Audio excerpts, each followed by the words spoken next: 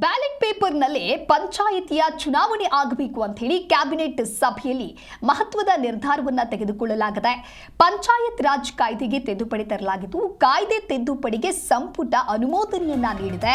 ಹಾಗಾಗಿ ಬ್ಯಾಲೆಟ್ ಪೇಪರ್ನಲ್ಲೇ ಪಂಚಾಯಿತಿಯ ಚುನಾವಣೆ ನಡೆಯಲಿದೆ. ಕ್ಯಾಬಿನೆಟ್ ಸಭೆಯಲ್ಲಿ ಈ ರೀತಿಯಾದಂತಹ ಮಹತ್ವದ ತೀರ್ಮಾನವನ್ನ ಮಾಡಲಾಗಿದೆ. ಸಿಎಂ ಸಿದ್ದರಾಮಯ್ಯ ನೇತೃತ್ವದಲ್ಲಿ ಕ್ಯಾಬಿನೆಟ್ ಸಭೆಯಾಯಿತು. ಆ ಸಭೆಯಲ್ಲಿ ಕೆಲವೊಂದಿಷ್ಟು ವಿಚಾರದ ಕುರಿತಂತೆ ಪ್ರಸ್ತಾಪ ಮಾಡಿ ಮಹತ್ವದ ನಿರ್ಧಾರವನ್ನ ತೆಗೆದುಕೊಳ್ಳಲಾಗಿದೆ. ಅದರಲ್ಲೂ ಕರ್ನಾಟಕದ ಬಹುತೇಕ ಗ್ರಾಮ ಪಂಚಾಯಿತಿಗಳ ಅಧಿಕಾರದ ಅವಧಿ ಇದೇ ಫೆಬ್ರವರಿ ಮಾರ್ಚ್ನಲ್ಲಿ ಮುಗಿಯಲಿದೆ. ಹೀಗಾಗಿ ಚುನಾವಣೆ ನಡೆಯುವವರೆಗೂ ಕೂಡ ಸರ್ಕಾರ ಆಡಳಿತಾಧಿಕಾರಿಗಳ ನೇಮಕಕ್ಕೆ ಆದೇಶವನ್ನ ಹೊರಡಿಸಿದೆ. ಮತ್ತೊಂದು ಕಡೆ 2026 ಏಪ್ರಿಲ್ ಮೇ ತಿಂಗಳಿನಲ್ಲಿ ಚುನಾವಣೆ ನಡೆಸೋದಕ್ಕೆ ಸರ್ಕಾರ ಸಿದ್ಧತೆಯನ್ನ ನಡೆಸಿದ್ದು, ಈ ಸಂಬಂಧ ಜಿಲ್ಲಾಧಿಕಾರಿಗಳಿಗೆ ಪೂರ್ವ ಸಿದ್ಧತೆಗೆ ನಿರ್ದೇಶನವನ್ನ ಕೂಡ ಮಾಡಲಾಗಿದೆ. ಈ ಎಲ್ಲ ಬೆಳವಣಿಗೆಗಳ ನಡುವೆ ಮುಂಬರುವಂತಹ ಗ್ರಾಮ ಪಂಚಾಯಿತಿ ಚುನಾವಣೆಯಲ್ಲಿ ಬ್ಯಾಲೆಟ್ ಪೇಪರ್ ಬಳಕೆಗೆ ನಿನ್ನೆಯ ಸಚಿವ ಸಂಪುಟ ಸಭೆಯಲ್ಲಿ ಮಹತ್ವದ ನಿರ್ಧಾರವನ್ನ ತೆಗೆದುಕೊಳ್ಳಲಾಗಿದೆ. ಬ್ಯಾಲೆಟ್ ಪೇಪರ್ ಬಳಕೆಗೆ ಕರ್ನಾಟಕ ಗ್ರಾಮ ಸ್ವರಾಜ್ ಮತ್ತು ಪಂಚಾಯತ್ ರಾಜ್ ತಿದ್ದುಪಡಿ ವಿಧೇಯಕ 2026ಕ್ಕೆ ಅನುಮೋದನೆ ದೊರೆತಿದೆ.